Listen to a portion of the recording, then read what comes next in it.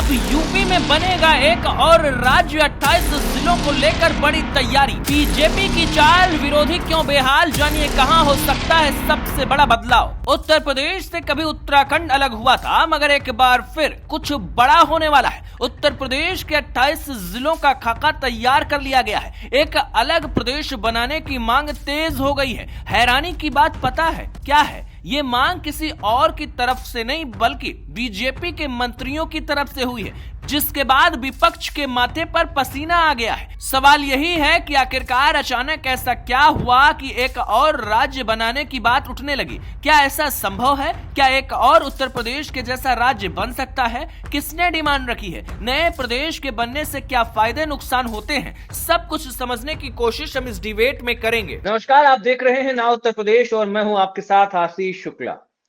उत्तर प्रदेश, जिसको एक ऐसा राज्य कहा जाता है जहां के राजनेता अगर ताकतवर हों तो फिर दिल्ली की गद्दी पर बैठते हैं। लेकिन अब चर्चा इस बात को लेकर है कि क्या उत्तर प्रदेश एक बार फिर से दो हिस्सों में बटेगा। कभी उत्तराखंड बना, लेकिन अब कुछ ऐसी तैयारी की गई है जिसको जानने के बाद आप हैरान हो जाएंगे। उत्तर प्रदेश में क्या दो टुकड़े होंगे? किन जिलों को शामिल किया जा सकता है अगर नया प्रदेश बनता है तो?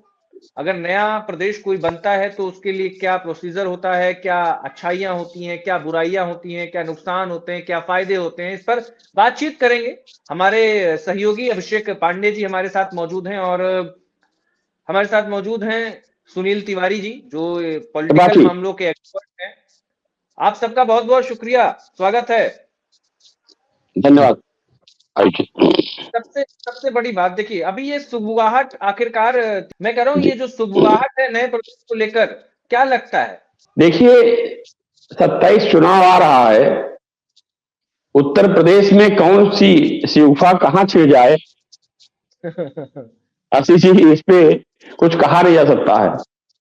सत्तारूढ़ दल सत्ता छोड़ना नहीं चाह रहा है। विपक्ष सत्ता दल के रथ को रोकने में कोई कमी नहीं छोड़ रहा है। इसलिए इस तरह की शिगुफाएं और मांग तो बहुत दिन से हो रही है। मैं अपने विद्यार्थी जीवन में था तभी ये मांग चल थी। नजर से ये मामला कितना गंभीर है? क्या जरूरत है ऐसा कि एक अलग स्टेट बनना चाहिए उत्तर प्रदेश? अगर हम लोगों के हिसाब से देखा जाए तो इतना बड़ा यूपी हमारा नहीं है कि न हमारे एडमिनिस्ट्रेटर अफसर संभाल सके, न हमारे मुख्यमंत्री संभाल सके। लेकिन जो दौर राजनीति चल चुका है उसमें कुछ भी निजी स्वार्थ में संभव है। देखिए, उत्तराखंड उत्तर प्रदेश से अलग हुआ, बहुत समस्याएं थी। हिल और प्लेन की भी समस्या थी। दूसरी, उत्तराखंड का भौगोलिक एरिया उत्तर प्रदेश से काफी दूर था। हाँ, अलग था, भौगोलिक एरिया भी अलग था, दूरी भी बहुत थी। तो एक प्रशासनिक अधिकारी के लिए, एक मुख्यमंत्री के लिए बहुत बड़ी समस्या थी, चाहे वो चीफ सेक्रेटरी हो या एचओडी जिस डिपार्टमेंट का होता था, उसको समस्या बहुत होती थी। मैं उस दौर में स्वास्थ्य विभाग देख रहा था। जो स्वास्थ्य महानिदेशक होते थे उनको बड़ी दिक्कतें आती थी कि उत्तराखंड देखे, कि पौड़ी गढ़वाल देखे, कि उत्तरकाशी देखे, कि आप मेरठ गाजीपुर देखे। तो मैं मानता था कि इस बात से दिक्कतें अधिकारियों को पैदा हो रही थी, नेताओं की पैदा हो रही थी। उत्तराखंड अलग कर दिया गया। खंड को अलग करने की तो बात हुई, लेकिन एक जो बैठक हुई इस बार, वो बैठक होती है अमेठी में, और यहाँ से जो बीजेपी के पूर्व केंद्रीय मंत्री थे भारतीय जनता पार्टी के, डॉक्टर संजय सिंह, उन्होंने कहा कि ये बहुत बड़ा आबादी वाला प्रदेश है और इसको हम चाहते हैं कि भाई 28 जिलों को उन्होंने चिन्हित कराया और बताया कि इन 28 जिलों को शामिल करते हुए एक अलग प्रदेश बनाया जाए। अभिषेक पांडे जी, अगर कोई नया प्रदेश बनता है, आप पॉलिटिक्स कवर करते हैं, एक रिपोर्टर हैं, तो अगर आपके हिसाब से देखें तो 28 जिलों को क्या मिलाकर एक प्रदेश बनाना संभव है क्या? मतलब इतने छोटे जिलों का इस तरीके से प्रदेश में निर्माण करना? देखिए आशीष जी, सबसे पहले मैं बताना चाहूंगा कि ये मांग अभी ताजा अगर बात की जाए पिछले 10-15 सालों में, तो तत्कालीन मुख्यमंत्री 2011 में विधानसभा में मायावती ने ये प्रस्ताव लाया था कि इसको टुकड़ों में बांटा जा सकता है उत्तर प्रदेश को। उसके लिए तमाम जो जरूरतें हैं उन्होंने गिनवाई थी, चाहे शिक्षा हो, रोजगार हो, उद्योग धंधों का विकास हो, या तमाम जो सरकारी परियोजनाएं हैं वो जमीन तक नहीं पहुंच पाती हैं। तो जन भावना से जुड़ा भी ये मुद्दा है और भाषा बोली भी बदलती रहती है। लोकसभा सीटों की बात की जाए तो करीब 80 लोकसभा सीट हैं, और अगर विधानसभा सीट की बात की जाए तो 403 विधानसभा सीटें हैं। हालांकि हमने देखा है कि गोवा जैसे प्रदेश हैं और सिक्किम जैसे प्रदेश हैं जहां पर एक या दो लोकसभा सीटें हैं और वहां पर बाकायदा उसको पूर्ण राज्य का दर्जा दिया गया है। तो बिल्कुल जरूरत के मुताबिक अगर जरूरत पड़ती है तो इसको 4 भागों में बांटा जा सकता है। पश्चिमी उत्तर प्रदेश को हरित प्रदेश के नाम से जाना जा सकता है, और जबकि बुंदेलखंड है, इसके अलावा मध्य यूपी को अवध प्रांत के नाम से जाना जा सकता है, और पूर्वांचल यानी जो पूर्वी इलाके हैं उत्तर प्रदेश को, उसको पूर्वांचल, यानी 4 भागों में बांटने की बात पहले से भी आ रही। लेकिन हमने देखा था कि समाजवादी सरकार ने उस समय पुरजोर विरोध किया था। समाजवादी सरकार ने कहा था कि ये अखंड प्रदेश रहेगा। इतिहास की बात की जाए तो 1950 में ही से उत्तर प्रदेश नाम दिया गया है, जबकि पहले यूनाइटेड प्रोविंस के नाम से उत्तर प्रदेश को जाना जाता था अंग्रेजी हुकूमत के समय। तो जो प्रशासनिक स्तर पे देखा जाए, प्रशासनिक स्तर पर ठीक रहेगा, या फिर एक राजनीतिक एजेंडा या कहें कि हथकंडा माना जाए, या फिर प्रशासनिक स्तर पर सच में अगर कुछ होता है तो फायदा होगा? देखिए, राजनीतिक महत्वाकांक्षाएं तो रहेंगी। अगर एक राज्य से 4 राज्य बनता है तो निश्चित रूप से 4 मुख्यमंत्री बनेंगे, उप मुख्यमंत्री, तमाम विधानसभा का गठन होगा, विधान परिषद का गठन होगा। इसके अलावा संसदीय क्षेत्र बढ़ेंगे, क्योंकि अभी 80 लोकसभा सीटें हैं। अगर बंटवारा होता है तो फिर, क्योंकि परिसीमन की बात कही जा रही है, उत्तर प्रदेश की आबादी लगातार बढ़ती जा रही है, देश का सबसे बड़ा आबादी वाला ये राज्य है। तो आबादी के लिहाज से हम देखेंगे कि लोकसभा की सीटें बढ़ेंगी, जो कि करीब 80 से 101, 105 तक भी पहुंच सकती है। तो ये एक बात हो गई। दूसरी बात ये है कि अगर 4 लाख विधानसभा जो आबादी है 4 लाख पर है, और करीब 20-25 लाख वोटर जो हैं वो लोकसभा क्षेत्र में आते हैं, तो आप सोचिए कि हर मतदाता ये चाहता है कि जो सरकार बने, जो उनका नेतृत्व करे, वो उनकी बात पहुंचाए। शिक्षा की बात की जाए तो अभी उत्तर प्रदेश की साक्षरता दर की बात की जाए तो वो करीब 70-72% बताई जा रही है, जबकि 2011 की गणना के मुताबिक करीब 67% थी। तो साक्षरता की उत्तर प्रदेश को जरूरत है। इसके अलावा आप सोचिए चिकित्सा, आज मेरे पास एक फोन आया, मेरे ही एक मित्र हैं, उनका कहना था कि मैं महोबा जालौन में रहता हूं और मुझे जाना है कानपुर। मैंने पूछा क्यों, तो उनका साफ तौर पर कहना था कि यहाँ पर कोई कार्डियोलॉजिस्ट नहीं है जो दिल की बीमारियों को ठीक कर सके। हालांकि सरकार लगातार कह रही है कि हमने 22 से ज्यादा मेडिकल कॉलेज बनाए हैं। एम्स की बात की जाए तो गोरखपुर, रायबरेली में एम्स है। तो अगर बंटवारा होता है तो एम्स बनेंगे, आईआईटी बनेंगे, तो इंजीनियरिंग क्षेत्र हो, मेडिकल क्षेत्र हो, या फिर उद्योग धंधे की बात की जाए, क्योंकि पूर्वांचल आज भी काफी उद्योग के मामले में पीछे है। हालांकि पूर्वांचल एक्सप्रेसवे जरूर बन गया, उससे कनेक्टिविटी भी काफी अच्छी हो गई है, उद्योगों को जरूर उससे बढ़ावा मिलेगा। लेकिन अगर बंटवारा होता है तो बजट एक बहुत इंपॉर्टेंट है, क्योंकि पिछले साल के बजट की बात की जाए तो देखिए करीब $1 ट्रिलियन पहुंचाने की बात योगी सरकार कर रही है, लेकिन अभी सिर्फ 8 लाख करोड़ का ही बजट एलोकेशन हो पाता है। तो नए बजट होंगे, अलग अलग बजट जब होंगे तो निश्चित रूप से जो विकास, ग्रामीण विकास, रूरल डेवलपमेंट की अगर बात करें तो उसको बहुत जरूरी बढ़ावा मिलेगा। चिकित्सा, स्वास्थ्य, रोजगार, इसके अलावा ग्रामीण विकास, ये तमाम ऐसे मुद्दे हैं। कृषि को नजरअंदाज नहीं किया जा सकता, क्योंकि आज भी भारत कृषि प्रधान देश है। कहता है ना कि छोटा परिवार अगर रहता है तो बड़ा अच्छे से चलाया जाता है, तो अगर 2 टुकड़े में बटा तो चीजें थोड़ी अच्छी हो सकती हैं। एक बार दर्शकों को बता दें कि कौन से 8 मंडल हैं और 28 जिले जिनको शामिल करने की मांग हो रही है। एक बार मैं अपने दर्शकों को बता दूं जिनको की पूर्वांचल राज्य में शामिल करने की बात हो रही है, अगर वो बनता है, वो उन जिलों के नाम है: वाराणसी है, चंदौली है, जौनपुर है, गाजीपुर है, आजमगढ़, मऊ, बलिया, प्रयागराज है, कौशाम्बी, प्रतापगढ़, मिर्जापुर, सोनभद्र, भदोही, अयोध्या, अकबरपुर, सुल्तानपुर, अमेठी, गोंडा, बलरामपुर, बहराइच, श्रावस्ती, गोरखपुर, महाराजगंज, देवरिया, कुशीनगर, बस्ती, सिद्धार्थनगर और संत कबीर नगर, इनके नाम शामिल बताए जा रहे हैं। मतलब एक तरीके से पूरा जो पूर्वांचल का बेल्ट था, पूरा इकट्ठा एक गुलदस्ते में डाल के एक नया प्रदेश बनाया जाए। त्रिपाठी जी, मैं आपसे ये समझना चाहूंगा कि जिस तरीके से अभी बुंदेलखंड को भी लगातार मांग होती रही है कि एक अलग प्रदेश बनाया जाए। कितने हद तक आपके हिसाब से लगता है कि ये जायज है? आपको क्या लगता है कितने हद तक ये जायज है कि अगर पूर्वांचल में एक तरीके से अलग स्टेट बनाया जाए पूर्वांचल को? देखिए, ये मांगे तो आज से नहीं उठ रही हैं, बहुत दिन से मांगे चल रही। पूर्वांचल का अलग स्टेट पश्चिमी यूपी के लिए हुआ, जी, मतलब अलग जी तरीके से ऐसा, तो फिर तीन चार बंट जाएंगे ना। 3-4 तो संभव नहीं है कि भाई 3-4 तरीके से मतलब एक ही प्रदेश को 4 टुकड़ों में बांटा जाए, वो तो थोड़ा सा अभी फिलहाल संभव नजर आता है।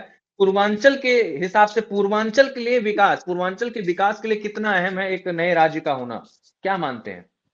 देखिए, अगर मैं भौगोलिक स्थिति देखूं तो उत्तर प्रदेश से अगर मान लीजिए 2 टुकड़े हो जाते हैं, पूर्वांचल का या बुंदेलखंड का, तो जमीन भी तो आपको बटेगी। भारत का स्वतंत्र देश है, तो ऐसा नहीं कि हम 4 भाई हैं, 10 एकड़ जमीन है, 4 ये बातें क्या हिस्से हमारे आएगा। पांडे जी की सोच सही है, मैं उसको कटाक्ष नहीं कर रहा हूं, लेकिन जब बंटवारा होता है परिवार का भी, आप यहाँ छोटा परिवार बड़ा सुखी परिवार, अच्छा जी छोटे परिवारों में आप क्या हो रहा है, लोग डरने भरे जा रहे हैं। ये छोटे परिवार के देन बड़े परिवार के नहीं है। हमारे बच्चे किस रास्ते जा रहे हैं, छोटे परिवार के देन है। तो किसी चीज जब विघटन होता है तो उससे फायदे भी है, नुकसान भी है। फायदे और नुकसान दोनों ही, जाहिर सी बात है। देखिए दोनों होते हैं। उसमें होता क्या है कि क्या है, पूर्वांचल के लिए आप अगर देखोगे, चलिए पश्चिमी यूपी हो गया, वो तो चलो राजधानी के आसपास हो गया तो समझ में आता है, बुंदेलखंड का इलाका इस तरफ का हो गया। लेकिन जब पूर्वांचल की बात आती है, पूर्वांचल में है ना कि विकास जो होने चाहिए थे सालों से पूर्वांचल के जिलों में, वो कहीं ना कहीं अधूरे रह गए। तो कहीं ना कहीं एक जो आवाज बीजेपी के मंत्रियों की तरफ से उठाई जा रही है, यहां तक सोचिए जरा, बीजेपी के मंत्री खुद कह रहे हैं कि हम चाहते हैं कि ऐसा हो जाए, पूर्वांचल एक अलग राज्य बन जाए। कुछ तो है मतलब। देखिए आशीष जी, राजनेता तो चाह रहे हैं 75 जिले 75 मुख्यमंत्री हो जाए। कोई बड़ी बात थोड़ी ना है। हर जिले में मुख्यमंत्री, उनके बच्चे फिर मंत्री, उनके बेटे संतरी, पब्लिक कहां से ली जाएगी? ये निजी स्वार्थ है इस प्रदेश को बांटने का और देश को बांटने का। एक बीजेपी का बयान मुझे जी एक सेकंड, देखिए एक बयान दिग्विजय सिंह का सोशल मीडिया चल रहा है, मुझे बहुत अच्छा लगा व्यक्तिगत तौर पे। उन्होंने कहा ना देश खतरा है, ना हिंदू खतरे, ना मुसलमान खतरे, ना देश खतरे में है। मुझे व्यक्तिगत बयान बहुत अच्छा लगा कि बंटवारे से बहुत फायदे भी है, बहुत नुकसान भी है और ज्यादा नुकसान है। पूर्वांचल आप बात करते हैं, जब वीर बहादुर सिंह जी मुख्यमंत्री थे, पूर्वांचल सत्ता का विकास जहां तक मुझे जानकारी है कि वीर बहादुर सिंह के कार्यकाल में हुई, उसके बाद योगी जी के कार्यकाल में हुई। अफसोस इस बात का है कि जो मुख्यमंत्री जिस जिले से आता है उस जिले को प्राथमिकता देता है। उसे लगता है कि हमारा मंडल, हमारे लोग सबसे ज्यादा प्रायोरिटी पे रहे, बाकी हमें अन्य जनपदों से इतना मतलब नहीं है। चाहे आप सफाई देख लीजिए, कभी मुलायम सिंह जी का क्षेत्र चमकाने प्रयास किया, सर जी आए तो उत्तर प्रदेश में चमकाने का प्रयास किए। मुख्यमंत्री होते हैं वहां का थोड़ा सा फेवर लिया जाता है। अभिषेक पांडे जी, आपसे बातचीत करके यहाँ पे हम खत्म करेंगे पूरी डिबेट को। सीधा सा मुद्दा एक ही है, योगी आदित्यनाथ कैपेबल हैं इतने बड़े स्टेट को चलाने के लिए या बांटने की जरूरत है? देखिए, यहाँ किसी एक मुख्यमंत्री के नाम पर कहना उचित नहीं। मैं पहले ही कह रहा हूं कि जनसंख्या के लिहाज से आप देखेंगे तो सबसे अधिक जनसंख्या, और जहां तक योगी आदित्यनाथ की बात है तो योगी आदित्यनाथ मॉडल तो आसपास के राज्यों से भी कहा जाता है। बंगाल में योगी की मांग की जाती है। अगर मध्य प्रदेश में भी योगी आदित्यनाथ के मॉडल पर चलने की बात करें, वहां की जनता ये कहती है कि राजस्थान में भी कहते हैं योगी आदित्यनाथ मॉडल की चर्चा होती है। जिस तरह से जब मुख्यमंत्री गुजरात के नरेंद्र मोदी थे तो गुजरात मॉडल की चर्चा भी पूरे देश भर में हुई थी। उसी तरह हम देख रहे हैं कि योगी आदित्यनाथ इस तरह से कैपेबल है जरूर, लेकिन निश्चित रूप से आप सोचिए ना, ये कानूनी प्रक्रिया है। इसके लिए आपको सबसे पहले जो विधानसभा से प्रस्ताव भेजा जाता है राष्ट्रपति उस पर विचार करते हैं और सलाह मांगी जाती है विधानसभा से। हालांकि उसको उसका महत्व जरूर है, लेकिन वही मानी चाहिए जरूरी नहीं। फिर संसद में इसकी बाकायदा चर्चा की जाती है, संसद में विधेयक पारित होता है, तब जाकर के एक नए राज्य का गठन होता है। हमने देखा कि जब 370 हटाई गई तो लद्दाख को केंद्र शासित प्रदेश बना दिया गया। इसके अलावा तेलंगाना, आंध्र प्रदेश के मामले भी हमने देखे, पहले मध्य प्रदेश, छत्तीसगढ़ के भी मामले हमने देखे, और बिहार और झारखंड के भी देखे, और उत्तर प्रदेश, उत्तराखंड का हमने देख ही लिया है। तो सांस्कृतिक महत्व, इसके अलावा हम कह सकते हैं ऐतिहासिक महत्व, भेदभाव अगर जनता के साथ होगा, अगर विकास नहीं होगा, और सिर्फ कुछ मेडिकल कॉलेज कुछ क्षेत्र में बना दिए गए, एम्स बना दिए गए, IIT बना दिए गए, तो उससे पूरे संपूर्ण प्रदेश का क्या उस जनता को लाभ हो रहा है? लखीमपुर खीरी में अभी जब ब्रजेश पाठक पहुंचे थे, चिकित्सा मंत्री, उप मुख्यमंत्री भी हैं उत्तर प्रदेश के, तो उनसे पूछा गया कि लखीमपुर खीरी में आखिर कब कार्डियोलॉजिस्ट पहुंचेगा। तो लखीमपुर खीरी, जो कि उत्तर प्रदेश का सबसे बड़ा जिला है क्षेत्रफल के लिहाज से, वहां पर अभी भी नहीं है कार्डियोलॉजिस्ट। तो आप सोचिए कि अगर जरूरत है, मांग है, तो अच्छा, इसका राजनीतिक फायदा भी होगा। जैसे त्रिपाठी जी ने कहा कि 75 के 75 जिलों में मुख्यमंत्री 75। विपक्ष को कितना नुकसान हो सकता है? आपको क्या लगता है, विपक्ष को कितना नुकसान हो सकता है अगर मान लीजिए ऐसा होता है? फायदा होगा, नुकसान होगा? नहीं, देखिए, विपक्ष तो इसको शुरुआती दौर में तो हम नहीं कह सकते कि वो इसके फेवर में होगा, क्योंकि समाजवादी पार्टी का पूरे प्रदेश भर में वोट बैंक है और करीब करीब 40% OBC हैं। तो ऐसे में ज्यादातर जो वोटर होते हैं वो समाजवादी पार्टी के पूरे प्रदेश भर में बिखरे पड़े हुए हैं। तो अखिलेश यादव तो ये नहीं चाहेंगे कि इस तरह से प्रदेश का बंटवारा हो, क्योंकि जब 2011 में विधानसभा में तत्कालीन मुख्यमंत्री मायावती ने ये लाया था, तो अखंड प्रदेश की बात खुद मुलायम सिंह यादव और अखिलेश यादव की तरफ से की गई थी। तो अखिलेश यादव या विपक्ष इसके पक्ष में तो फिलहाल अभी नहीं आएगा। जी, हमारे साथ धीरेन्द्र जी जुड़ चुके हैं। सर नमस्कार। जी नमस्कार, नमस्कार, सभी को सादर प्रणाम। हम लोग चर्चा कर रहे हैं इस बात पे कि भाई आप कानूनी प्रक्रिया थोड़ा सा समझाइए। आप वकील हैं तो कानूनी समझ हम लोगों से आपकी बहुत बढ़िया होगी। किसी भी नए राज्य के जब गठन की बात आती है, जब नया राज्य गठित होता है, तो प्रशासनिक स्तर पर आपके हिसाब से कितने फायदे होते हैं? नहीं, इसको दो दृष्टिकोण से इसको देखना चाहिए। और पहला दृष्टिकोण तो संवैधानिक दृष्टिकोण है, जहां पे व्यवस्था दी गई है राज्य के गठन की, उसमें संशोधन की। अनुच्छेद 3 संविधान का जो है, इस बारे में व्यवस्थित एक रूपरेखा हम लोगों को देता है संविधान के द्वारा। और उस रूपरेखा के अंतर्गत हम लोगों को ये बात पढ़ने से समझ में आती है कि किन विषम परिस्थितियों में या विशेष परिस्थितियों में, विषम और विशेष मैंने इस वजह से यूज किया है क्योंकि राज्य अपने आप में एक सस्ती है, और राज्य का जो क्षेत्र है, राज्य का जो रीजन है, तो ये इसका डिवीजन होना, संविधान में कहीं भी डिवीजन के लिए कोई मार्गदर्शक सिद्धांत नहीं बताए गए हैं कि किन परिस्थितियों में आप स्टेट को डिवाइड करेंगे, क्योंकि स्टेट का डिवीजन जो है वो बहुत कम शब्दों में अगर कहें तो केवल इसको कैपिटल इंफ्रास्ट्रक्चर को लेकर के या कॉस्टिंग को लेकर के या इस फ्रेमवर्क में इसको देखना। स्टेट इटसेल्फ अपने आप में एक प्राण और आत्मा होती है। तो जैसे एक पूरे स्टेट में आप अगर कोई स्टेट की रूपरेखा को देखें, तो अगर आप उसमें भौगोलिक स्तर पे जाएंगे और भौगोलिक स्तर में जाकर के आप देखेंगे तो उसके कई रीजन जो है वो अलग अलग तरीके से जो है वो प्रॉस्पेरिटी से समृद्ध होते हैं। अब बात ये आती है कि स्टेट में डिवीजन की जरूरत विशेषता कब पड़ती है, जहां पे ये देखा जाता है कि स्टेट के कुछ भाग जो है उनका उतना विकास नहीं हो पाया जितना उनको विकास उनका होना चाहिए था। और इसके पीछे वजह ये होती है कि जो वेल्थ का डिस्ट्रीब्यूशन होता है among the entire region of the state, राज्य के सारे भागों में जितना वेल्थ का डिस्ट्रीब्यूशन होना चाहिए वो डिस्ट्रीब्यूशन जो है वो इक्वल डिस्ट्रीब्यूशन वेल्थ का नहीं होता है।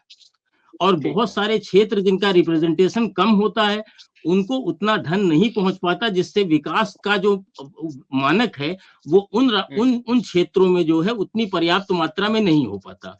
तो अब ऐसी स्थिति में अगर इस कमी को पूर्ति करने के लिए बजाय एक ये व्यवस्था सुदृढ़ की जाए कि वेल्थ का जो डिस्ट्रीब्यूशन है among every region in the state वो एक इक्वल प्रोपोर्शन में जाए, रिप्रेजेंटेशन के तुलनात्मक उससे जाए, और जहां पर जिस हिसाब से जिनका डेवलपमेंट कम हुआ है वहां पर उनको जो है वेल्थ से पूरा किया जाए।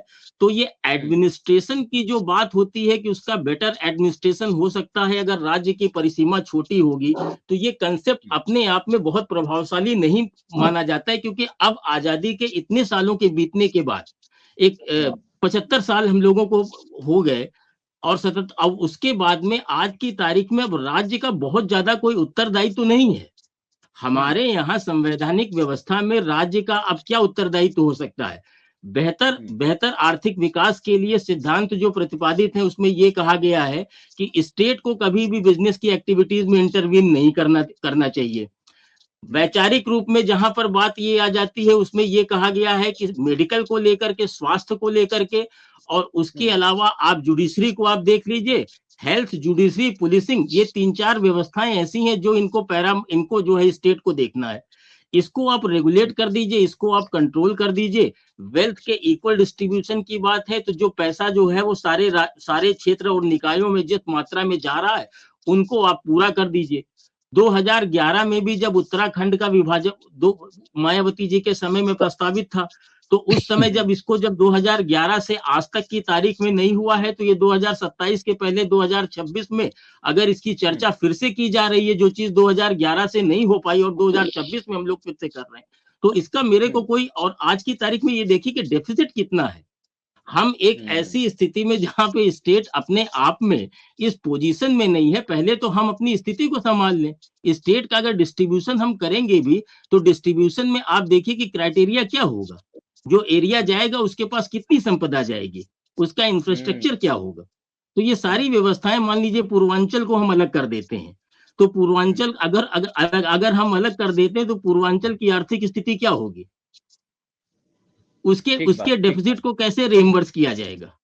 गोरखपुर को अगर अलग कर देंगे उसको कैसे रिइंबर्स किया जाएगा। या मान लीजिए पश्चिम यूपी जो है प्रॉस्पेरस वो क्षेत्र माना जाएगा, तो क्या वो रिइंबर्स करेगा इन बाकी के स्टेट्स को। ठीक बात। तो मतलब एक तरीके से चुनौतियां बहुत ज्यादा हैं। सालों पहले जिस पर लोग बात नहीं करना चाहते थे, एक बार फिर से उस पर जब बात शुरू हुई है तो जाहिर सी बात है कि उसके राजनीतिक मायने निकाले जाने वाजिब एक सवाल बनता है कि कहीं ना कहीं ये एक राजनीतिक मायने निकलेंगे। आप सभी मेहमानों का बहुत बहुत शुक्रिया। Thank you so much.